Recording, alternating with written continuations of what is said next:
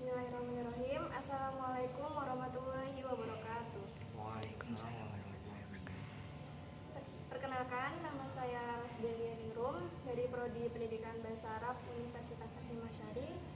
Di sini saya akan mewakili kelompok saya untuk mewawancarai saudara Nurholis dari Prodi Pendidikan Bahasa Arab Universitas Hasyim Asy'ari angkatan tahun 2018. Dan tema kita hari ini adalah hadis dan asar tentang diangkatnya ilmu, tersebarnya kebodohan, peringatan Nabi tentang akhir zaman, keadaan umatnya yang akan menjadi pengikut perkara bid'ah. Langsung saja nih Kak. Pertanyaan yang pertama, menurut antum apa persamaan dan perbedaan dari hadis dan asar? Baik, ini saya akan menjawab. Mungkin ini apa yang saya ketahui. Mungkin ini bisa benar juga bisa salah. Jadi tidak bisa menjadi patokan. Namun saya akan menjawab sesuai dengan apa yang saya pelajari.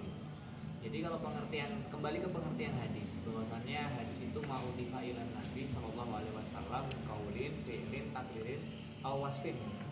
Berarti sesuatu yang disandarkan kepada Nabi, baik itu dari segi ucapan, tindakan, kemudian keputusan, dan yang terakhir itu tentang sifat. Itu semua itu disandarkan kepada Nabi. Kemudian asar juga seperti itu. Namun di sini mungkin ada perbedaan dan persamaan. Yang mana ketika hadis ini lebih global daripada asar. Hadis itu lebih global, lebih umum. Jadi sesuatu yang memang disandarkan kepada Nabi. Kemudian kalau asar ini tetap disandarkan kepada Nabi, namun ini yang mengucapkannya kadang-kadang itu sahabat ataupun tabi'in. Jadi dia ma'udhifa ilah sahabi au tabi'i gitu. Jadi sesuatu yang disandarkan kepada sahabat dan tabi'in. Namun tetap sahabat dan tabi'in tadi sandarannya tetap pada Rasulullah. Seperti itu. Terima kasih Kak. Untuk pertanyaan yang kedua, seperti yang kita ketahui bahwa saat ini kita sudah berada di akhir zaman yang merupakan seburuk-buruknya zaman. Jadi menurut antum, bagaimana cara kita dalam menghindari kerusakan-kerusakan yang ada di zaman sekarang? Ya, umat di akhir zaman ini ibaratnya umat yang inilah ya, berada di fase dimana ada kemerosotan dari segi moral, mungkin dari segi intelektual gitu. Jadi kita harus tahu dulu gimana ya, pembentuk pola pikir manusia itu kan ada 3 ya. Apa yang kamu lihat, apa yang kamu lihat, kemudian apa yang kamu baca, dan yang terakhir dengan siapa kamu tinggal gitu, atau dengan siapa kamu hidup. Yang pertama, apa yang kamu lihat. Hari ini kita tidak menafikan media sosial. Tadi kita hidup di era society 5.0 hari ini ya, era big data, dimana semua juga udah serba online, dimana semua informasi itu lebih mudah didapat daripada zaman-zaman terdahulu. Di sini kita sering melihat, kita langsung lebih spesifik aja ya, contohnya di bidang YouTube. Kalau kita ingin menjadi orang yang berpikiran positif, bertindak secara positif, kita juga harus melihat apa yang akan kita lihat. Kalau kita melihat di sana konten-konten yang mohon maaf yang kotor, itu mungkin akan membentuk pola pikir kita menjadi juga kotor. Tapi sebaliknya, kalau yang kita lihat ini tadi konten-konten yang bermanfaat, contoh di dakwah, di kajian, di taklim, mungkin ini akan menambahkan motivasi agar kita selalu berbuat baik.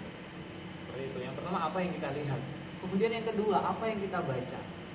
Hari ini banyak, kita langsung bahas mahasiswa karena kaum intelektual ya.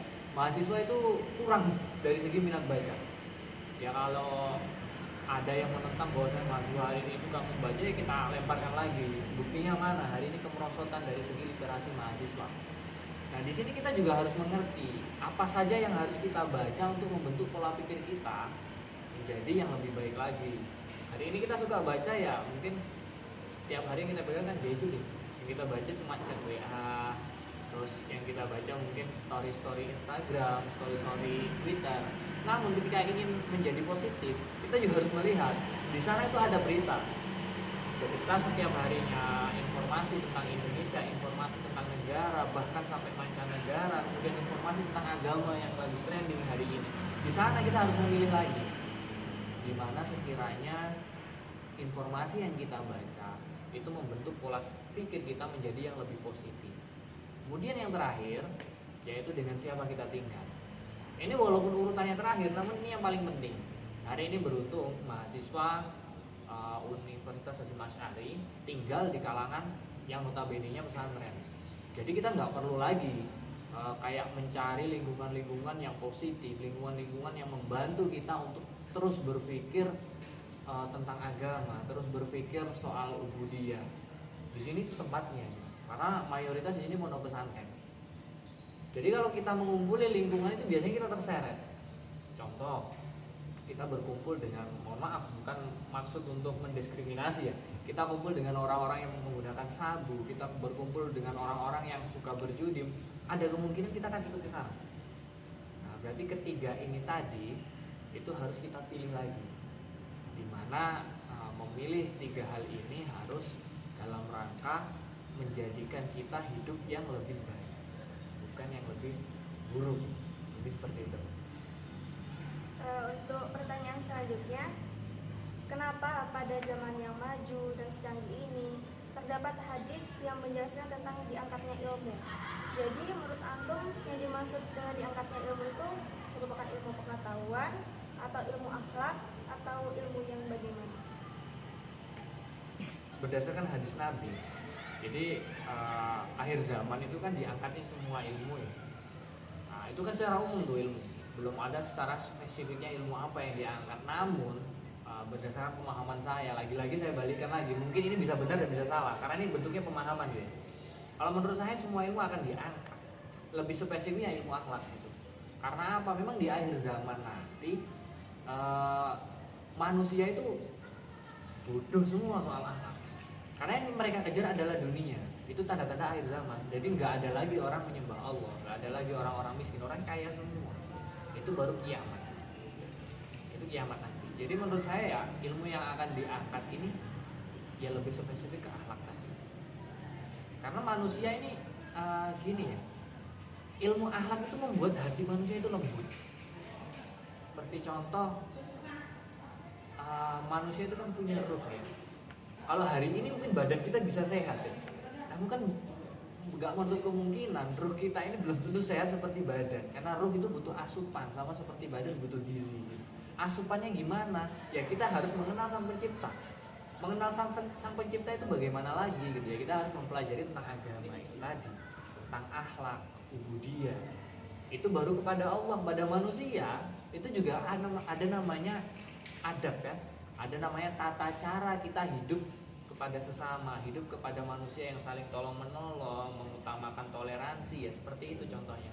Itu akan diangkat di mana manusia nanti akan berpikir hanya dunia. Ya udah kaya semua. Akhirnya udah diangkat, selesai.